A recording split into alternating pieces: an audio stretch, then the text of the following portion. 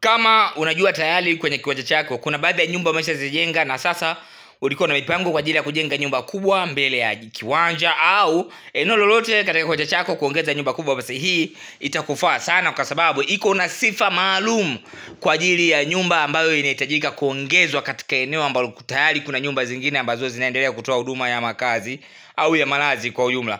Sasa hapa hili jengo lina jumla ya vyumba viwili vya kulala. Vyumba vyote ni self bedroom. Katika mpangilio wake unaweza kuona hapa mpangilio wake ulivyo. Of course ni superb kabisa kwa sababu kila kitu kizuri na cha maana kipo ndani yake, na kila chumba ni self kikiwa na nafasi nzuri tu na kubwa ya kutosha kuhakikisha kwamba kila kitu ndani kinakuwepo. Ongezeko katika hili jengo ni eneo ambalo utafika hapo uache viatu vyako na nini, baada ya hapo ndio uelekee vyumbani. Nalo pia ni safe, ni salama sana kuhakikisha kwamba imetengenezwa kichumba chake hicho ambayo ni lobby, tunaweza kusema hivyo. Sawa, sebule ipo nzuri na kubwa ya kutosha, ina nafasi ya kutosha, lakini pia kitu kizuri ambacho kinaongezeka kwenye hii ramani ni kwamba kuna milango miwili ya kuingia ndani. Unaweza kaingia ndani moja kwa moja uelekee vyumbani, lakini ukiingia ndani moja kwa moja uingie sebuleni na dining room. Kwa hiyo kama kuna mtu atakuwa hahitajiki kuingia vyumbani, basi ataelekea katika mlango huo wa sebuleni moja kwa moja, lakini kama kuna mtu atataka kuelekea vyumbani, ataki kupita sebuleni, aidha akapita katika mlango ambao utamruhusu yeye kwenda vyumbani bila kupita sebuleni. Sasa mbali na vyumba viwili self, jengo lina sebule kubwa, dining, jiko pamoja na store. Tofali za blocks hapa ni tofali 2300. Ndiyo, tofali 2300, bati 80 za futi 10 na mbao za kenchi ni 150, ikiwa na upana wa mita 10.6 na urefu wa mita 12. Kwa unaweza kuona na magari ambavyo kajengo kame balance, lakini pia ni kazuri juu ya muonekano wake na mpangilio wake wa vitu vyote vilivyopo ndani ya hili jengo. Sasa hapa naomba niwaambie kitu kimoja ambacho ni ukweli wengi wanakuwa wanauficha, maybe kwa ajili ya kupromote biashara zao na vitu kama hivyo. Wengi wao wanakuwa wananiuliza gharama ya hili jengo mpaka kuisha ni shilingi ngapi, inakuaje? Sasa swali linajibiwa katika namna hii. Sisi huwa hatutoi makadirio ya gharama za ujenzi kwa sababu gharama za ujenzi huwa hazifanani.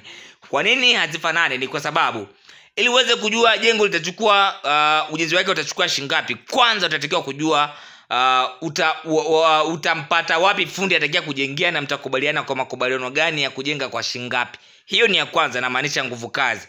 Sawa, hiyo ni nguvu kazi ya kwanza ambayo itakuja na tathmini zingine za mbeleni. Pili, msingi utaujenga kwa shilingi ngapi na maandalizi yake, kwa sababu kwenye msingi huwa kunabeba tafsiri kubwa sana ya ujenzi wa jengo katika baadhi ya majengo makubwa, kwa sababu katika viwanja vingine vinakuwa vina either kiwanja kinakuwa shape yake either upande mmoja na mwinuko, mwingine na mabonde. Sawa, kwa hiyo lazima ufanye leveling kuhakikisha kwamba unaanza kujenga. Kuna viwanja vingine vinakuwa vinaena udongo ambao unautata kiasi kwamba utalazimika kuchimba sana kwenda chini kuhakikisha kwamba unaipata layer ngumu ili kupata msingi ambao unakuwa ni imara. Na maanisha maeneo viwanja ambavyo vinakuwa na udongo wa mchanga sana. Sawa, kwa hiyo hapa utajikuta unatumia nguvu kubwa sana kuandaa msingi. Kwa hiyo kama mtu ajui hivyo vitu, akikwambia gharama za ujenzi, ujue anakudanganya, kwa sababu unaweza kujikuta nusu au yote ya kati ya gharama ulotajiwa yote unamalizia kwenye kuandaa msingi, au nusu yake au msingi unakuvurugia bajeti yako kwa namna moja au nyingine. Sawa, na shatoka hapo unakuja kwenye material utakayoyapata. Ujue material utapata wapi na utapata kwa shilingi ngapi, yatafika vipi site, kuanzia maandalizi yake mpaka kukamilika kwake kwa maana ya kutumika kwenye ujenzi.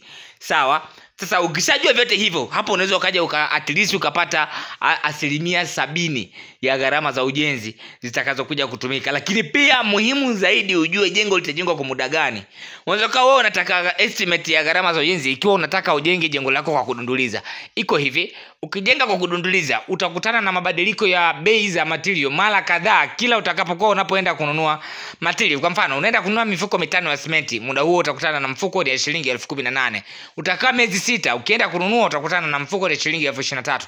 Kwa hiyo katika ile bajeti utakayokuwa umetajiwa, sawa, inakuwa imebadilika na imevurugika kabisa, pengine ikawa zaidi au mara 2 au hata mara 3 ya ile ambayo utakayokuwa umetajiwa. Sawa, lakini kitu kingine ni material na mazingira kwa ujumla. Kuna baadhi ya mazingira kuna uwepo wa uharibifu mkubwa sana wa kuta, kwa maana kwamba kuna magonjwa mengi yanayokuta ukuta, fangasi za ukuta.